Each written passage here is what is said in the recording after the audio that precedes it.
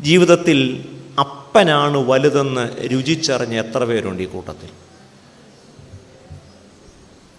ഇതൊരു ചെറിയ കാര്യമല്ല കേട്ടോ, അനുഭവിച്ചെങ്കിലേ ഇത് മനസ്സിലാവത്തുള്ളൂ.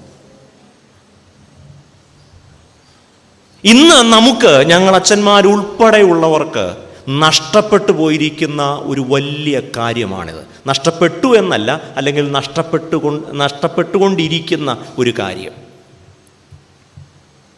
അപ്പത്തേക്കാൾ വലുത് അപ്പനാണ് എന്ന് മറന്നു പോകരുത്. ഇത് മറന്നു പോകുന്നത് കൊണ്ടാണ് അപ്പപ്പ കാണുന്നവനെ അപ്പ എന്ന് വിളിക്കുന്നത്. ഞങ്ങളുടെ നാട്ടിലൊരു പറച്ചുണ്ട്, അപ്പപ്പ കാണുന്നവനെ. അതുകൊണ്ട് കാര്യം നടക്കാൻ വേണ്ടി കാണുന്നവനെ കയറി അപ്പ എന്ന് വിളിക്കരുത്. അപ്പം കിട്ടും എന്ന് വിചാരിച്ച്. അപ്പം തരുന്നവർ പലര് കാണും, പക്ഷേ അപ്പനൊന്നേ ഉള്ളൂ.